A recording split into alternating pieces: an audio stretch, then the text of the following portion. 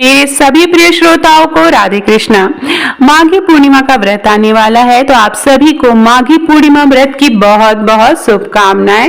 माघ पूर्णिमा के दिन स्नान दान करने का विशेष महत्व होता है और इस दिन जब आप पूजा में बैठे तो माघी पूर्णिमा की व्रत कथा अवश्य सुने आरती के पहले।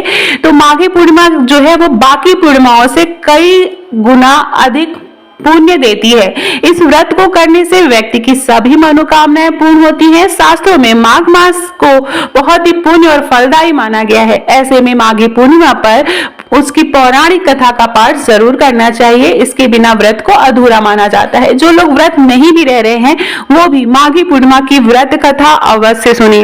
माघ मास की पौराणिक कथा के अनुसार एक नगर में धनेश्वर नाम का एक ब्राह्मण रहता था। उसकी पत्नी का नाम रूपवती था, जो कि बहुत ही पवित्रव्रता और सर्वगुण संपन्न थी, लेकिन उसे कोई संतान नहीं थी। इसलिए वो दोनों बहुत चिंतित रहते थे। एक बार उस नगर में एक महात्मा आए। उन्होंने उस नगर के सभी घरों से दान लिया, लेकिन धनेश्वर की पत्नी जब भी उन्हें दान देने जाती वो उनसे लेने के लिए मना कर देते। एक दिन धनेश्वर महात्मा के पास गया और उससे पूछा कि हे महात्मन, आप नगर के सभी लोगों से दान लेते हैं, लेकिन मेरे घर से दान नहीं लेते। हमसे कोई भूल हो गई तो आप ब्राह्मण दंपति हमें क्षमा करें। उसके बाद जो है इस पर महात्मा ने कहा कि नहीं विप्र, तुम तो हमेशा आदर सत्कार करने वाले ब्राह्मण हो, तुमसे भूल तो कभी हो ही नहीं सकती। महात्मा की बात सुनकर धनेश्वर हाथ जोड़कर बोला, हे मुनिवर, फिर आखिर क्या कारण है, कृपया हमें उससे अवगत कराएं। इस पर महात्मा बोले, हे विप्र, तुम्हारे कोई संतान नहीं है। जो दंपति निसंतान हो उसके हाथ से मैं कैसे भिक्षा ग्रहण कर सकता हूँ। तुम्हारे द्वारा दिया गया दान लेने के कारण मेरा पतन हो जाएगा। बस यही कारण है कि मैं तुमसे तुम्हारे घर से दान स्वीकार नहीं करता। महात्मा के ऐसे वचन सुनकर धनेश्वर उनके चरणों पर गिर पड़ा और विनती करते हुए बोला, हे महात्मन, संतान न होना ही तो हम पति पत्नी के जीवन की सबसे बड़ी निराशा है। यदि संतान प्राप्ति का कोई उपाय हो तो बताने की कृपा करे। मुनिवर ब्राह्मण को दुखी देखकर महात्मा बोले, हे विप्र, तुम्हारे इस कष्ट का एक ही आसान तरीका है। तुम्हें 16 दिनों तक श्रद्धा पूर्वक काली माता की पूजा कर उन्हें प्रसन्न करना होगा, तो उनकी कृपा से अवश्य तुम्हें संतान की प्राप्ति होगी। इतना सुनकर धनेश्वर बहुत खुश हुआ। उन्होंने महात्मा का आभार प्रकट किया और घर आकर पत्नी को सारी बात बताई। इसके बाद धनेश्वर मां काली की उपासना के लिए वन में चला गया। ब्राह्मण ने पूरे 16 दिन तक काली माता की पूजा की और उपवास रखा।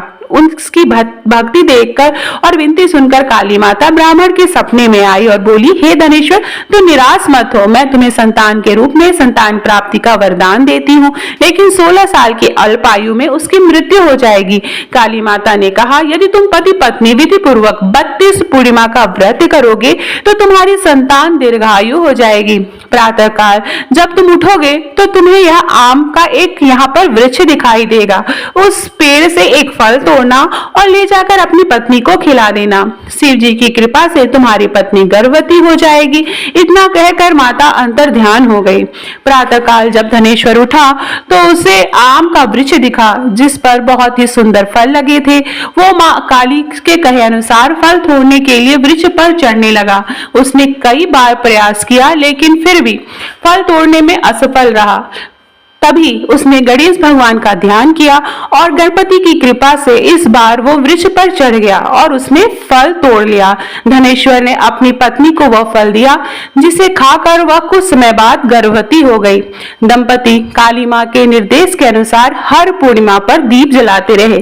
कुछ दिन बाद भगवान शिव की कृपा हुई और ब्राह्मण की पत्नी ने एक सुंदर बेटे को जन्म दिया, जिसका नाम उन्होंने देवीदास रखा।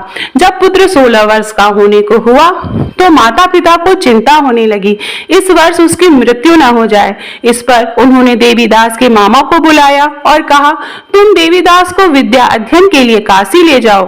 और 1 वर्ष बाद वापस आना। दंपति पूरी आस्था के साथ पूर्णमासी का व्रत कर पुत्र की दीर्घायु होने की कामना करते रहे। काशी प्रस्थान के दौरान मामा भांजे एक गांव से गुजर रहे थे। वहां एक कन्या का विवाह हो रहा था। विवाह होने से पूर्व ही उसका वर अंधा हो गया।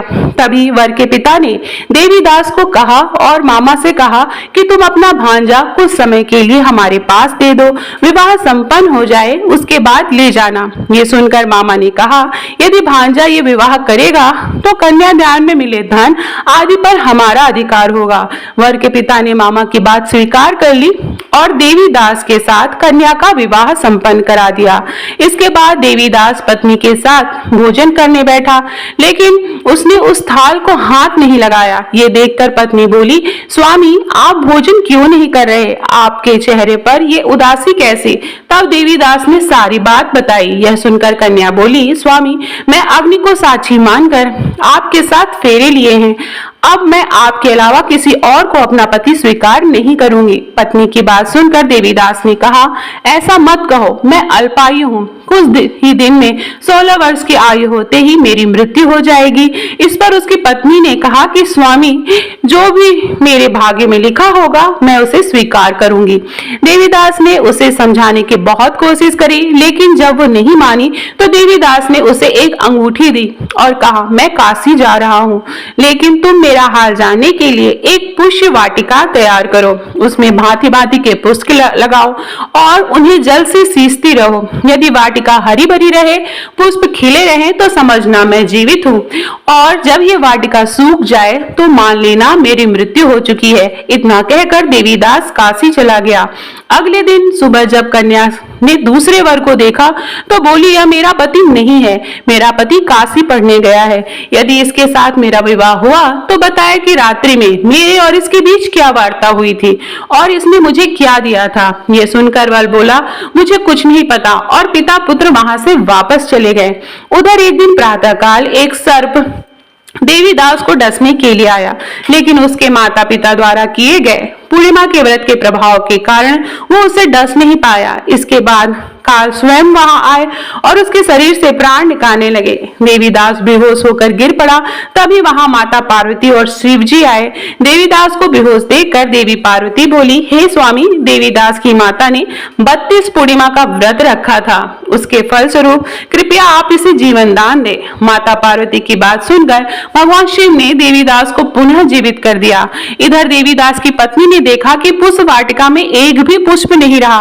वो जान गई कि उसके पति की मृत्यु हो चुकी है और वह रोने लगी। तभी उसने देखा कि वाटिका से फिर से हरी भरी हो गई। यह देखकर वह बहुत प्रसन्न हुई। उसे पता चल गया कि देवीदास को प्राणदान मिल चुका है। जैसे ही देवीदास 16 वर्ष का हुआ, मामा भांजा काशी से वापस चल पड़े। रास्ते में जब वो कन्या के घर गए तो उसने देवीदास को पहचान लिया और प्रसन्न हुई, और धनेश्वर और उसकी पत्नी भी पुत्र भी जीवित पाकर हर्ष से भर गए। इस प्रकार पूर्णिमा के व्रत करने से धनेश्वर के और उसकी पत्नी को उसके पुत्र वापस मिल गया, पुत्र फिर से जीवित हो गया। इसी तरह पूर्णिमा का जो भी व्रत करे उस पर भगवान अपनी कृपा बनाए रखे। माघी पूर्णिमा की एक और व्रत कथा के अनुसार नर्मदा नदी के तट पर शुभ व्रत नामक विद्वान ब्राह्मण रहता था, लेकिन वह काफी लालची था। उसका लक्ष्य किसी का धन कमाना था, और ऐसा करते करते समय से पूर्व ही वह वृद्ध दिखने लगा और कई बीमारियों की चपेट में आ गया। इस बीच उसके मन में आया कि उन्होंने पूरा जीवन तो धन कमाने में बिता दिया, अब जीवन का उद्धार कैसे होगा। इसी क्रम में उसने माघ मास में स्नान का महत्व बताने वाला एक श्लोक याद आया। इसके बाद स्नान का संकल्प लेकर ब्राह्मण नर्मदा नदी में स्नान करने लगे। करीब 9 दिनों तक स्नान के बाद उसकी तबीयत और भी ज्यादा खराब हो गई। इसी दौरान उसकी मृत्यु का भी समय आ गया।